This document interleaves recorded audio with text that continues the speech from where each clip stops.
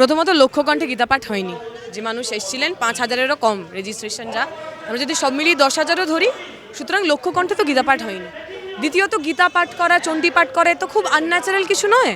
পশ্চিমবঙ্গে প্রতি ঘরে ঘরে যে মানুষ হিন্দু ধর্ম পালন করেন সেই মানুষ নিজের মতো করে করেন। এখন এই খুব স্বাভাবিক বিষয়গুলোকে রাজনীতির রং দেওয়ার চেষ্টা করছে বিজেপি সরকারে রয়েছে। একটা সরকারের তো কিছু দায়িত্ব থাকে, সেই সরকার আমার খাবার দাবার, আমার বেঁচে থাকার অধিকার, কৃষকের ঘামের দাম, শ্রমিকের ঘামের দাম, ছেলেমেয়েদের পড়াশোনা, এইসব নিয়ে তার কাজ করা উচিত।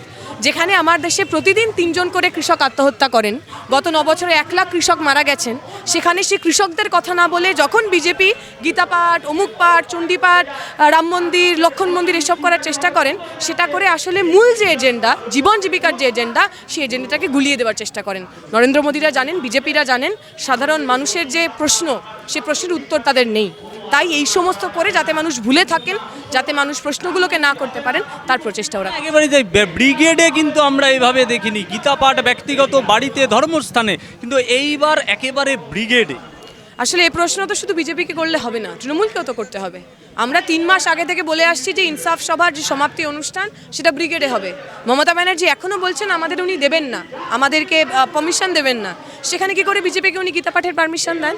অর্থাৎ মমতা ব্যানার্জিও চাইছেন এই যে ধর্ম নিয়ে জিগির, ধর্ম নিয়ে মানুষ সারাক্ষণ একটা চিন্তার মধ্যে থাকুক, অশান্তির মধ্যে থাকুক, অস্বস্তির মধ্যে থাকুক, এই পরিবেশটা তৈরি থাকুক। তাতে বিজেপিরও লাভ, তৃণমূলেরও লাভ।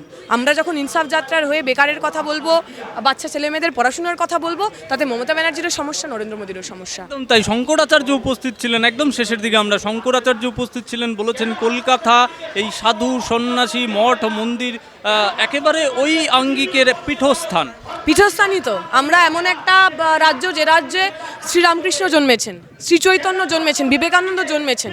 এরা অবশ্যই স্পিরিচুয়াল লিডার ছিলেন, কিন্তু এদের সামাজিক বার্তা কী ছিল? শ্রী চৈতন্য প্রথম মানুষ যিনি এই হিন্দু ধর্মের মধ্যে জাতপাত নিয়ে কথা বলেছিলেন, অস্পৃশ্যতার বিরুদ্ধে কথা বলেছিলেন।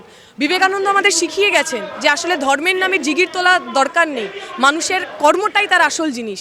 শ্রীরামকৃষ্ণ আমাদের শিখিয়ে গেছেন যে মানুষের মন্দিরে ঢোকার অধিকার ছিল না, শ্রীরামকৃষ্ণ তারা যাতে ঢুকতে পারেন, মন্দিরে ঢুকতে পারেন, তাদের জন্য লড়াই করে গেছেন। ঠিকই, ভারতের বাংলার একটা লম্বা ইতিহাস আছে স্পিরিচুয়ালিটির, আধ্যাত্মবাদের, কিন্তু আধ্যাত্মবাদ আর সাম্প্রদায়িকতা এক নয়। নরেন্দ্র মোদী যা করছেন তার সাম্প্রদায়িকতা।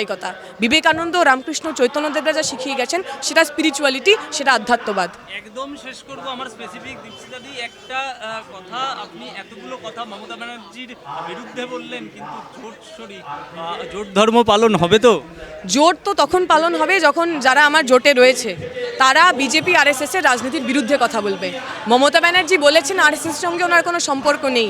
যে আরএসএস হিন্দুস্তান চান, যে আরএসএস মুসলমানদের সেকেন্ডারি সিটিজেন বানাতে চান, সেই আরএসএস এর সঙ্গে ওনার কোনো সম্পর্ক নেই, মানে কোনো অসুবিধা নেই। তাহলে যে মমতা ব্যানার্জি হিন্দুত্ববাদের বিরুদ্ধে এখনও তৈরি হননি রাজনৈতিকভাবে লড়াই করার জন্য, তার সঙ্গে কিসের ধর্ম নেভাবো আর আমরা?